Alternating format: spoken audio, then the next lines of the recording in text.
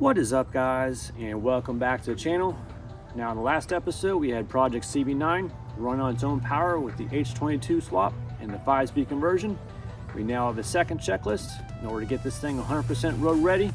We still have a few items to address, so let's get back to work.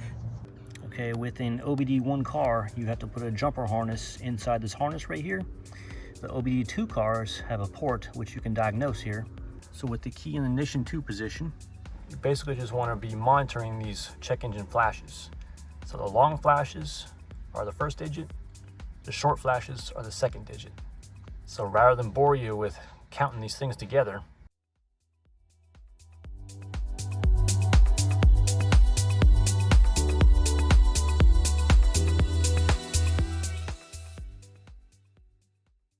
so here's the 5 codes we're getting. Number 1, a 41, a 43, a 14, and a 23.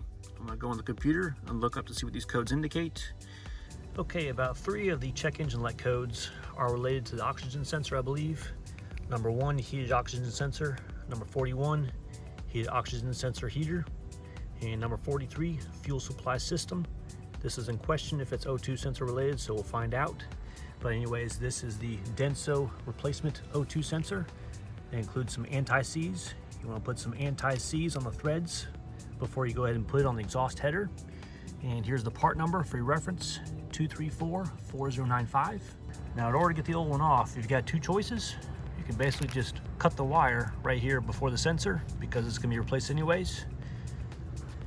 And you can use a 22mm wrench, or you can use this special O2 sensor socket, which basically has a slit in there. And that attaches to a 1/2-inch ratchet right there. So now you've got 2 choices of how you want to remove this. So let's go underneath the car and show you what's going on. Okay, so this is the oxygen sensor right here. Obviously it's right before the catalytic converter, and it actually plugs up into the engine wiring harness. You want to trace it. There's the harness connector right there, so basically squeeze the tab and pull it out and disconnect it. Since we're basically throwing this one away, you can basically just clip this wire right here, and you can put your open-end wrench on this sensor and just pop it off. Or if you want to just keep this wire and keep the sensor for whatever reason, just use that special O2 sensor socket I just showed you, slip it on here and pop this off lefty-loosey. So I'm going to go ahead and remove this O2 sensor and put the new one on, and hopefully that resolves some of the check engine light codes. So let's see what happens here.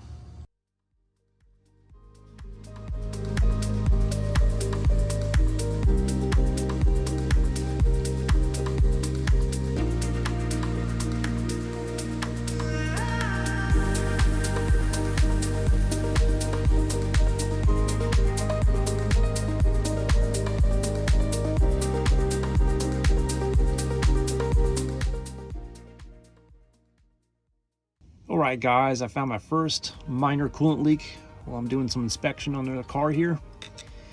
And basically it is the hose right above the oil filter, and this is located underneath the intake manifold, so space is extremely limited. So I was able to reach up using some angled long reach needle nose pliers and also a pry bar, and I'm trying to get this spring clamp pushed a little bit further in because I think the spring clamp is right on the bump of where that coolant hose slips over. You know, this is just a small leak right now. I want to make sure this thing is liquid tight here, so I'm trying to make that clip work here. So FYI, pay attention to that coolant hose right above your oil filter if you're building H22 or even your F22. So I was able to move it over, so I'm going to monitor this leak right here. I wiped down the engine block, so I'll get underneath the car a few days later and see if it's still doing it. But I hope this fixes it because that is a very hard to clip to get to.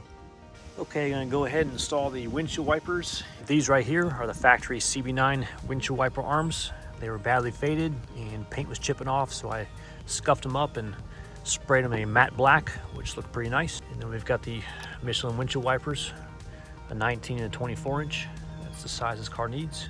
Now before we go ahead and remount this plastic cowl right here, basically take a vacuum and just kind of vacuum all the debris that's on the inside of this cowl. You don't want like wet leaves and whatnot. It's just an imitation for rust growth. So go ahead and clean that cowl out as best you can.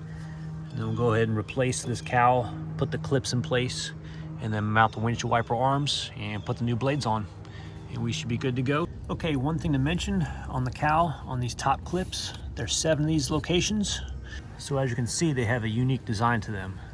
So I'll go and attach the link of where to buy these things, because the factory ones, they always break of how old these plastic clips are on these cars. So once these clips are into place, securing the cowl in position, go ahead and take your windshield wiper arms and push them down, align them as best you can, and then take your 14mm wrench and attach the 14mm acorn bolts here. So let's go ahead and mount the windshield wiper arms.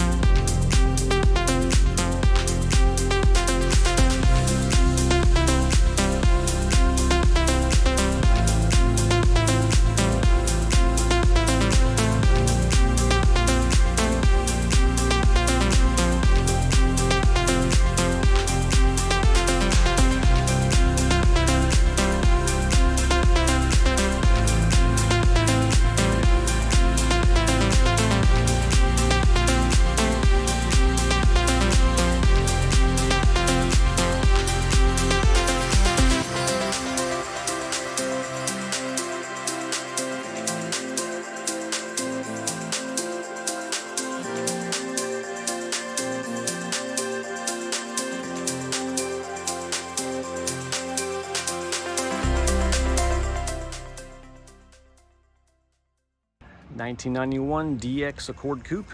It looks to be a light brown color. Now that makes me sick. Runs and drives. Why would you just trash this car? It's a 5-speed too. I just don't understand people. Only 133,000 miles? I mean, I just don't get it. And this is what we need to get.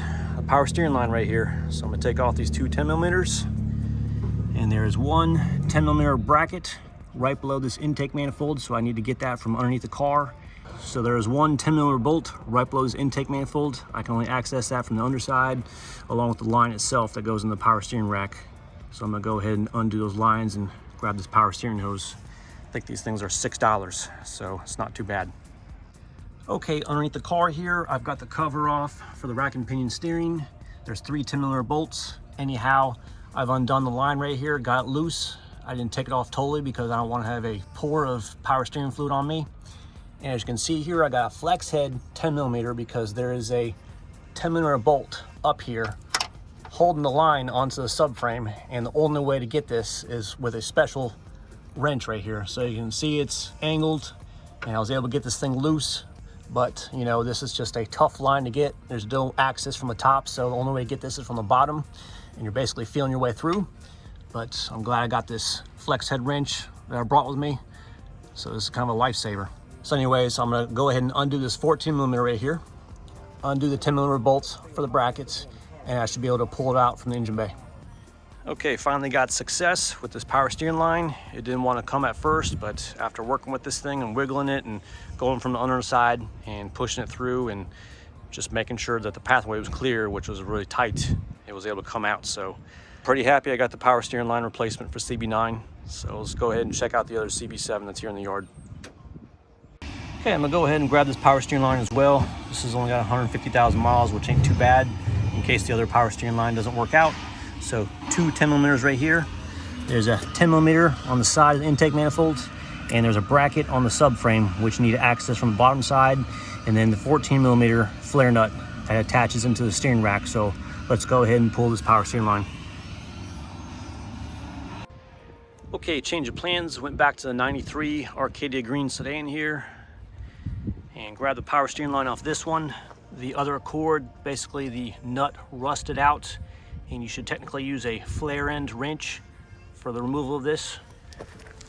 So I was lucky to use a regular wrench to remove this. You want it like a flare end, which actually has a slit on the box end, so it actually slides over the tube, and it'll be able to grab all 6 points right here on the bolt. but I didn't have that tool. But I was able to grab this power steering line, so I got a second one just in case. So the removal is about 20 minutes to get this thing out. Hardest part is feeding this thing through the engine bay because the engine bay is just so tight.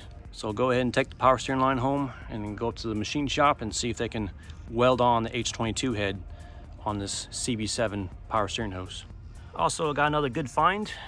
I was gonna pick up these Kenwood door speakers just to get by with the car audio because my door speakers are obviously deteriorated, and ended up finding these high-end Polk audio. It's basically got capacitors on the back side here, so I think these will get me by.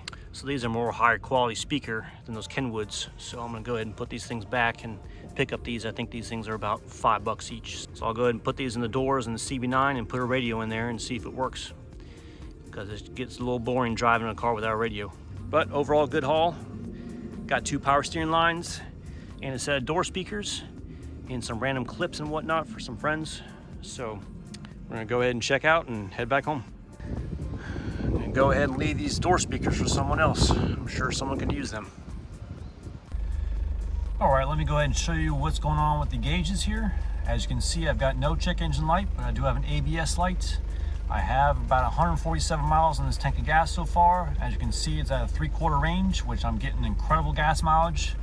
So once this gas gauge reaches down to half a tank, I'm gonna go back to the gas station, fill it up and see how many gallons it's requiring, just to make sure I can check the accuracy on that gas gauge. But I'm able to check the ABS code now since the check engine lights are not cleared. Now, since I put 147 miles in this tank so far and I've not had a check engine light, knock on wood, I think I'm in the clear on that. Now, I do have one ABS light on and I was able to run the code for that, and I'm coming up with code number 1. So let me go ahead and explain to you what's going on with code number 1 and how to clear that one. Okay, some information on ABS code number 1. This is the ABS pump assembly. This is mounted to the strut tower on the passenger side inside the engine bay. This entire assembly has to be removed, and that is a pain in the butt, I've heard. And then once you open up the motor, this is what it looks like on the inside. And this cylinder here has to be removed. There's pins in the cylinder, and these pins are getting stuck from going in and out of this cylinder right here.